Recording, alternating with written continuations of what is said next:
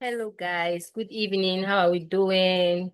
You're welcome to today's class. If you can see me and you can hear me, I want to see it in the comment section. I want to see your reactions and your emojis in the comment section.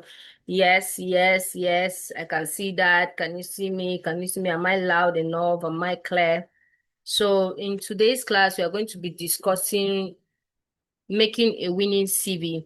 This class is very important that we can't overlook it because uh, aside the training, the knowledge that we're impacting, your CV needs to be winning. Yeah.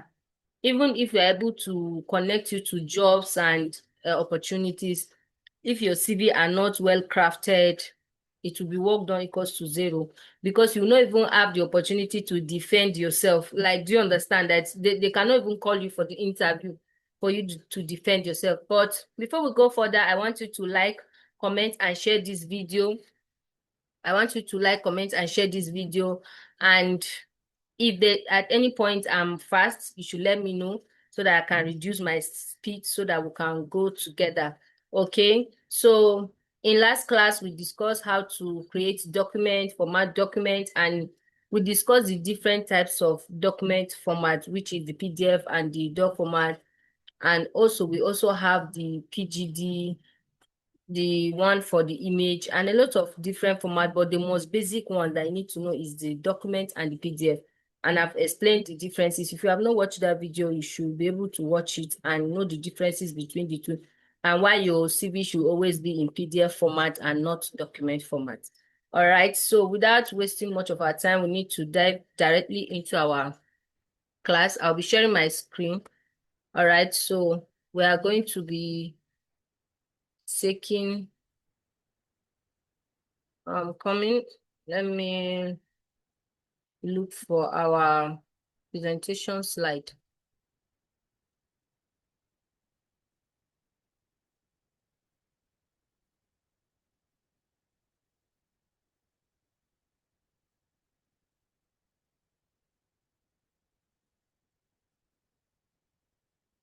Sorry, it's loading.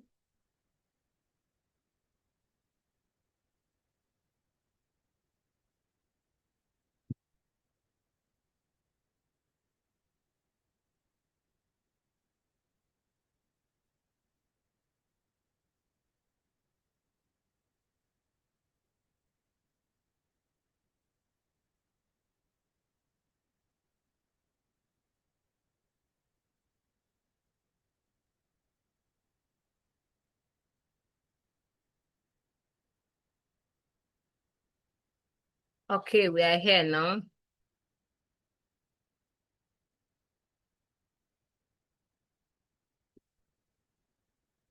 So it's still loading.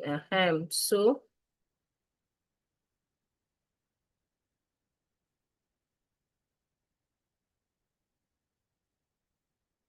all right, so we are here. So like I said earlier, we are going to be discussing how to make a winning CV. We are going to be discussing how to make a winning CV, and in this class, I'll be sharing with us why your CV is important and why you need to take your CV writing very, very important because it has a lot of benefits. So, like we all know, the class title is how to make a winning CV and cover letters. And I'll be the one taking you this class. My name is Alizali. And our objective for this class will be number one, educating the audience on the importance of CV and cover letter writing. Number two, emphasizing key formatting and design tips. Number three, highlighting the importance of customization, increase confidence in CV creation. And number four, providing additional resources. Number one, we say the importance of CV. At the course of this class, you'll be able to know why your CV is very important and why formatting and designing is important as well. We are going to highlight the importance of customization. When we say customize, it means something that you do it uniquely to yourself. Do you understand? All right. So please, if we are together, can I see it in the comment section? I need to know that we are together and that you can hear me clearly. All right. Okay, if I'm fast, let me know. But if my speed is okay, then guys, let's move on. Then we are going to be talking about to increase your confidence in CV creation. Like if you apply for a job, you should be confident that, oh, because of the CV I submitted, I'll be called upon. Then provide additional resources. Okay, so we talk about why a good CV is important. The reason why your CV is important to be good and winning is number one, it is your personal marketing tool. Do you understand? It's something that markets you. In that your absence, where you cannot speak, when the board are making decision of who should we call for the interview, it is your CV that will determine who they should call. And that is why you don't need to miss any piece of this class. This particular class is very, very important. That is why I take the word basics initially so that you know the fundamentals, the basic things you need to know in writing a document. This class is to prepare you so that you can have a good CV that whenever you apply, they should call you. Yes, me. I've been doing several interviews for people. If I apply for work, they will call me, I'll come for the interview. It is the pay that will determine if I'll do the job or not. So I'll say, I can't take this job, or the pay is not okay for me, but I have someone that I can recommend. And that's how they'll pick that person without that person being interviewed or something. So that is what a good CV can do to you. Okay. So in number two, it is the first impression for your employer. You know, some of us, immediately you meet people for the first time. Maybe you have a date, you meet somebody you have not seen before. For the first time, you see the person come with the hair scattered, shoes scattered. Some of us, even if the person tell us that he's well to do, we cannot agree to that. Why? Because first impression matters a lot. First impression matters a lot. So your CV, you need to do it concise and clear with relevant information. Okay? So that is one thing you need to know about your CV. Then this, we talk about a well-crafted CV can help you stand out in a competitive job marketing.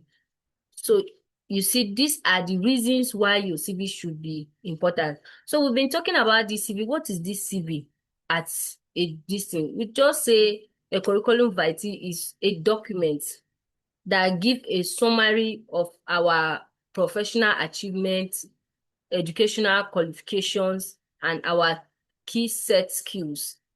Just like that, as simple as that. There are so many definitions for it, but I just decided to give you this simplest because this one you should be able to say it or know it even when they wake you up from sleep. Yeah. So now your personal marketing too. Like I said, some of us, we know what it takes to pay for for people to market our markets, to market what we are selling. We know the services of a digital marketer. We know the services of a traditional marketer. You know how much you used to pay for radio for them to call for your event, advert, and everything. So consider your CV as a tool that markets you because this is what sells you out when you are not there. All right. Then first impression, I've talked about that. I've talked about a well-crafted CV. There are job openings that is for all. From some job opening, they'll just say only BSc holder, only MSc holder, only PhD. You already know if you don't have PhD, you cannot even near there. But in a case where the job is open for whether literate or illiterate, whether BSc holder or non-BSc holder, whether you understand English or not, whether you are from the north or you are from the south, no matter, there is no barrier to the job. You know that plenty people will apply. So what is that unique thing that will make the employer call you first and not the other people? Okay, that is what a well-crafted CV can do for you. All right. So now we talk about what should a CV contain. This CV we are talking about, we say is a document. And you can put different things in documents. But why are we so specific of what should your CV contain? This is important because if you didn't put the relevant and concise information, your employer will get bored and drop your CV, and that's all. You know the thing about the CV, you will not be there to defend yourself. It is your CV that will determine if they will give you opportunity to come and explain if truly you have that experience or not. So that is why you don't need to joke with it, okay? Now, we say personal information, name, contact, and email address. Now, imagine your CV carries the school you went to, the experience you have, your training and your certificate, but doesn't have your name. Or it has your name and it doesn't have how they will contact you. How would the employer reach out to you? How would the recruiter reach out to you? So we say it should contain your personal information, and we talk about LinkedIn profile. I will deviate here a bit. LinkedIn profile. Some of us in this 21st century, we are not on social media. So people say, I only have Facebook account that I only open once in a while because I don't have data. But do you know that you are taking a lot of risks? The opportunities that are online are times 10 the opportunity you can find outside offline. Yes. Nobody said you must be on Facebook 247, you must be on LinkedIn 247, you must be on Instagram 247, but you should have the account. Yes. There are some of you that are applying jobs online, you will agree with me that there are some job vacancies that will even give you a column to enter all your social media handle, all of them, all the 6 of them. I think TikTok, Telegram, uh, Facebook, X, and LinkedIn. And what other platform am I forgetting? We have so many of them, but I know of these 5 that they will tell you to enter their link. So imagine it's that time that you're already on the site. And if it's those kind of job that you cannot save and continue later, you are gone because you don't have it. But if you have it, you can just minimize, open your account, copy your link and paste. And that's all, you are gone. You are done. For some of us, how can you be in this 21st century and you don't have a social media account on all social media platforms? Don't you know, some people say, hey, it's because I don't sell anything. That is what you don't need to sell anything for you to be online. That you are in a cooperative setting, you can market yourself online. Every meeting you attend, presentation you make, whatever I think, you post it. Do you know that a lot of people have gotten a job on LinkedIn? Even my colleague, the job that he got in US, it was on LinkedIn. Because they do a lot of all social media. Some are for cruise, yeah. Some are for marketing of media content and all of that. But LinkedIn is a professional. It's for professionals. And some of you on your social media platform is only your name that is carrying. No bio, no anything about you. No, your school is not there, qualification not there. In fact, you don't even put where you come from, where you are staying, all of these things. In fact, the one that baffles me is this recent blocking of Facebook that you people are doing. If Davido, their Facebook account will be very open, what is it that you are blocking your own? Don't you know that online presence is very important? There are some people now that you come and do presentation. Maybe you are a business owner, you just give your pitch deck and they want to just do some small background check about you. Once they search your name, even if they see your name, they'll see that the profile is locked. And they'll say this one is a scammer, or he wants to dupe us, or he's not serious, or she's not serious. So please, let's create all our social media platform and optimize them in such a way that it will be appealing and can attract potential people to us, that at the value we offer to them would be. The thing about money, that there is money everywhere, but how much comes to you determined by the value you offer. The value you offer determines how much you make. So if you are tired of that your job, you are tired of that place that you are, that you feel that I've been working for the 10 years, so it's 50,000 they are paying me. In that your same place that you're working, there are people that are earning more than 50,000. Do you know why? Because they are bringing more value to the organization more than you. And what did they do differently? That's what you need to ask yourself. Is it that they went to school and acquire higher certificate? Is it that they went for online training and acquire basic knowledge? Is there any something that you need to do? Don't be so comfortable. Try and be innovative and do this thing. I'm sorry for that deviation. Let's come back to our class. We said you put your LinkedIn profile, though it's optional, but it's very good, especially if you are in this class. From today, you should go and edit your CV and put your LinkedIn profile there. If you don't have LinkedIn account, open it today. Then number 2 is professional summary and objective, a brief section that highlights your career goals and key skills. In that your goal, in that your career, what is your goal? You put it there. Your skill, you put it there. Those skill, there are all these critical problem solving, team leadership, team player, high communication skills, and stuff like that. Then we have work experience, list of previous job, internship, volunteer with key achievement. Where have you worked before? If you have done internship, where have you done internship before? If you have done volunteer job, what have you done? And always specify. If it's volunteer, let it be volunteer. If it is internship, let it be internship. If it is normal job, let it be normal job. And now, the mistake that some of us are doing is that we can't retain one job. We keep changing job every month, every month, every month. And we want to put all the name of those places we've worked. No, you select few of them that you know that even if a recruiter contact them, they will not give negative feedback about you. Not that you are fight your boss or you are fight someone, you fought with someone in the office, they now sack you. That one, they will cancel it. Oh. Some recruiters can go this far. That's why you need to be very intentional about what you put in your CV. You think those things don't count? They do. Some people do background checks.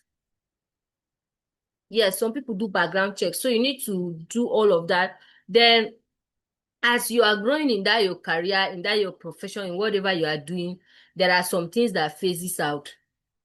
Imagine someone that have 10 years working experience. What will your internship experience do in that your CV? You should remove it. Do you understand? So that is how it is. Then we have certification and training. Certification means the certificate you have acquired. Training means all the trainings that you have been attending. Like this online training now, you can add it to your CV. The certificate you acquire, you add it. And I like that some people have not paid for their certificates. The certificate is the evidence that you have been in that training. Yes. If not, everybody can come now. Everybody can come and form that I've attended the training. Okay, what is the evidence that you have attended the training? Nothing. There's no certificate for it. That's why you should try and pay up your certificates before this training elapses so that you can be able to have your certificate, and anywhere you go to, they will ask, you say you have been introduced into the digital world. Yes, where is your certificate? You present your certificate, and that is an evidence that you have attended the class. So we now go, after discussing all this, what a good CV is. Now we are going to take 2 examples of a bad and a good CV. Now, this is an example of a bad CV. I want you to look critically. I'll give you 1 minute and tell me what is bad about this CV. The person that has the good answer, that got the point, will have a recharge card from me. Just look at it and tell me what is bad about this CV. All right. I think I've given enough time. Let's continue. Later I'll check based on your comment. I will know who gets the answer. Any comment that come after this, I will not count it. Now, a bad CV is one CV that has the name in small letter. You don't even need to put that curriculum vitae at the top. That curriculum vitae is supposed to be your name. Your name should be written in capital and bold. Capital and bold, big. Then this information that is here, this address, this your house address is not needed. Do you know why? Because in as much as you are looking for job, people are also looking for information to go and rob people, to dupe people, and do a lot of things. So that is why you don't need to put your direct house address on your CV. Your CV address, you should carry your name, your phone number. Your phone number should carry your country code. why your country code is important is in case a foreign recruiter or employer wants to reach out to you, he doesn't need to go and start because they want to employ now. They now start looking for a country code of Nigeria. You go and be browsing because you are the only person that apply. You will go for somebody that put the country code there and pick the number and call. So you put your country code, then your address should be your state and your country, not your house address, not your local government. For example, Alice Ali, Abuja, Nigeria. That's my location, Abuja, Nigeria. So if you come to Abuja now, you don't even know where I'm staying, whether I'm staying in Yanya, whether I'm staying in Maitama, whether I'm staying in Durumi, whether I'm staying in Lokogoma, but you just know that I'm staying in Abuja and I'm in Nigeria. Then now, another thing you need to look out for is the date of birth. You don't need to put your date of birth. A lot of people are lost job because of that. Because let's say if they have criteria that okay, once you're 32 years, you should not apply, and you may not even read through that one, you just went and apply. If your date of birth is not there, the recruiter will call you and interview you first before your date of birth will come into play. After you must have displayed what you are capable of given to the organization. It's not left for your recruiter to choose his bias, whether your age will now deprive him of having somebody as good as you are in their team. Yes. Then we have nationality. Already you have put in your country and your on your state. There's no need to put another nationality again. That's irrelevant. Then we have gender. You don't need to put gender except if the the recruiter wants to. In fact, some of these things, they are things that even attract the recruiter to call you to so that they can know more about you. Yes. Their marital status. It has been proven that a lot of people has lost job because they are married. In fact, my friend is an example. So a lot of people, they'll tell them that we cannot carry you because you are married. We cannot, because very soon you start looking for maternity leave and the rest. So, but just put, when they call you for the interview, at that process of interview, if they ask you, it means it's relevant. If they did not, it means it's not relevant in the first place. So stop introducing biases that will disqualify you even before you are being called. Okay? Then another thing we need to check about this bad CV is this. We all know that you must go to primary school before you go to secondary school. And we all know that you must be in secondary school for you to enter into tertiary institution. So your primary school and your secondary school are not relevant in your CV. Let your degree and your MSc. And in your degree, if it is first class that you have, flaunt it to put it there. Me, that I have my first diploma that I did, I have distinction, it's there. Even now, if I show my CV, it's there. But if you don't have, I didn't say you should go and put that you have third class. So it's not me that said that one. I said if you have first class, you should flaunt it. Excuse me. I said if you have first class, you should flaunt it. Then see this person is now putting A, English, A, mathematics. How does this grade affect the person that is doing your interview? So please, all these things are not relevant. All your CV, one thing that you people don't know, you think that my CV must be bulky for them to call me for work. It's not true. What will warrant you being employed is how relevant the information on your CV matches the role that they are looking for, not how bulky or how big it is. Now, this is an example of a good CV. Come on, yourself, look at it. Look how fine it is. You can see the person's name, the person's address, Kano State, Nigeria, the person's telephone number. You can even see that he add 0, meaning if it is a local recruiter, that is if it is within the country, they'll just put the 0 and call him. If it is outside the country, they'll just put the country code and call him. This is his career objective. He has highlighted his career objective. This is his work experience. This is his educational qualification. This is his certification and training. This is his personal skills and competencies. These personal skills that is under, you can add it to your qualification, to your career objective. It's still okay. You can put it down. It all depends. But one thing you need to know is for a good CV to be complete, it must has this component that you are seeing in this CV. And you can see the layout, you can see the the paragraphing, you can see the bulletin, you can see everything is neat and coordinated. Who will see this kind of CV and not try to reach out to the person? And not try to reach out to the person. Do you know that some people will just see as your CV is not organized, they'll just believe that you are an unorganized person. Yes. So I don't know. Have I been fast? Are we following? Please, if you are following me and we are together, can I see it in the comment section? Let me see your reactions. Let me see your comments. If you have any question, just comment your question. I will answer them at the end of the class. Please let me see your reaction. Let me see your comment. Let me know that I'm not alone. Let me know that we are together in this class. Thank you, thank you, thank you. I can see that. I can see that. Thank you. All right, so we are going to go into the cover letter. So in this cover letter, we'll be discussing email cover letter and the document cover letter. So this is the key element of a cover letter. What is a cover letter? A cover letter is a summary of your experience and how it relates to the job you're applying for. Summary of who you are, your experience, and how it relates, the link between what you are, what you know, what you have been doing to what the company is looking for.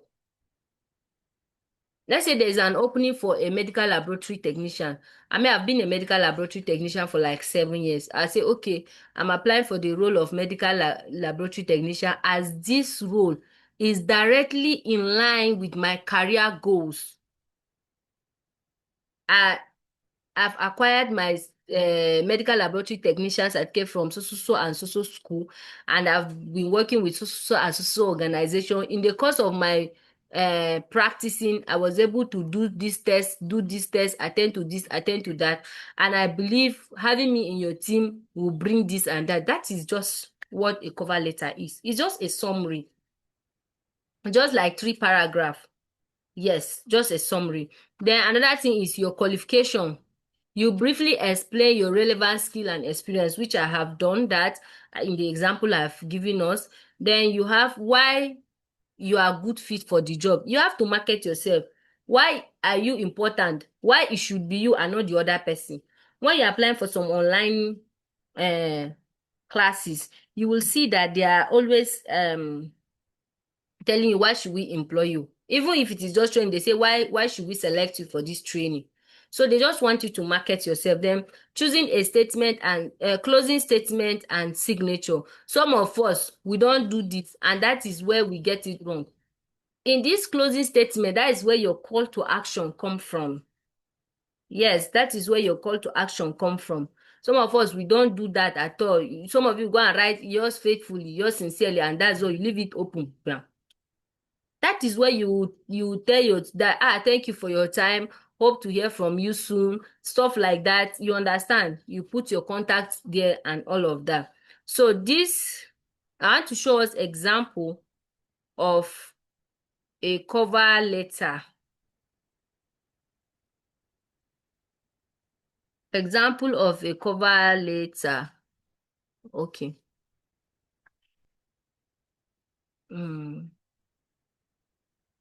So this is an example of a cover letter. That's application letter, the name that we normally use it with.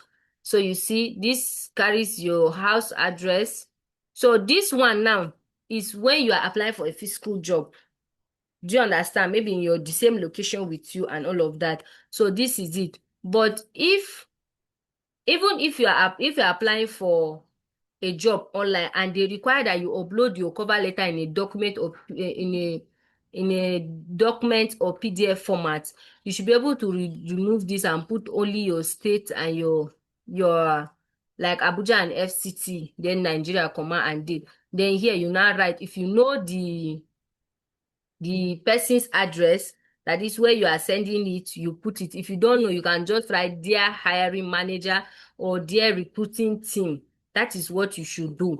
Then you should have a letter, application for the position of administrator. Some of you just send application with that subject. Then how would the person, if they have different roles and opportunity in that particular organization, how would they know the one that you're applying? That is why your your application, your subject is very important.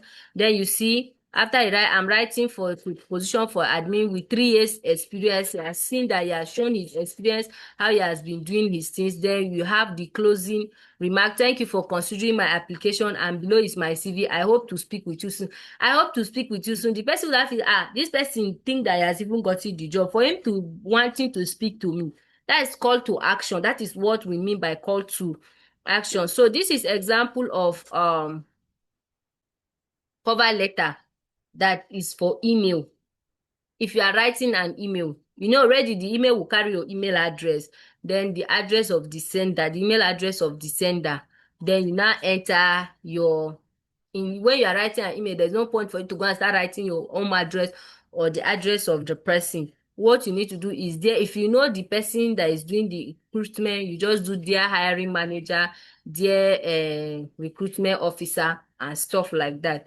So I don't know if there is any other question you have in this class. Let me know. I think we have come to an end to this class, but I want to talk about some opportunities we have in the digital world. There are so many opportunities. There are freelancing. This freelancing means even if you don't know how to do it, let's take graphic design. You should have people that you know that are doing graphic design and can deliver quality work. Once you open an account, let's say for example, let's talk Upwork. You have an account with Upwork, you have people that can deliver the work online. You just get the contract, connect, give it to those people, charge the money, pay the person that is doing to you, and you deliver the work. The only disadvantage with this is that when you don't know who you are dealing with, especially people that are doing the work, they may deliver low quality job. That's why it's always important if you are the one that will deliver your job by yourself. Okay. Then Upwork is the same thing. Then we have other opportunities like copywriting and data entry, a lot of online opportunities. And you know, funny enough, some of these opportunities you can even learn them on YouTube. Yes. The only disadvantage is that if you don't have a mentor that will be giving you tasks, because these tasks help to perfect you in doing that. This class that I'm taking you is a very serious class. Do you know that some people, this is basically what they do for a living? They write CV for people for living. And then one thing, let me not forget, all your, see, you don't need to have in fact, nobody should have a universal CV. When I say universal CV, it means you no carry the CV, you apply for job for customer care and apply for data entry. All your CV should be customized according to the position you are applying for. That is why we are teaching you this particular class, so that you can customize your CV, arrange your CV, and you should always have your CV ready. It should always be in your recent document, so that anytime you see any opening online, you just go ahead, yeah, and apply without struggling and without missing out with deadlines and stuff like that. So I want to really encourage us to take this class very serious. And if there is any question, drop it in the comment section, or you can DM any of the admin. Okay, you can DM any of the admin and we will try to attend to your question quickly. So, and I have a lot of people in my DM concerning the assignments. If you have not watched the recorded of that previous class, please try and read, because I explain everything in that class. I show us how we can upload document on our drive, how we can copy, and the access we can give to people, different access. Please and please, I want us to take this particular CV writing, because even if we connect you to job opportunities, once your CV is not good, they will not call you for the job. As you know that we can't be HR in all the industry that you need those jobs. So please and please, I will encourage us to put everything into practice. Try and start learning it by now. If by now your CV is carrying all those irrelevant information, try and remove them. And this, you don't need laptop. You can use your phone and do it. WPS can solve the problem for you. Okay, so I want to appreciate all of you for today's class, and thank you. See you guys in our next class. Bye.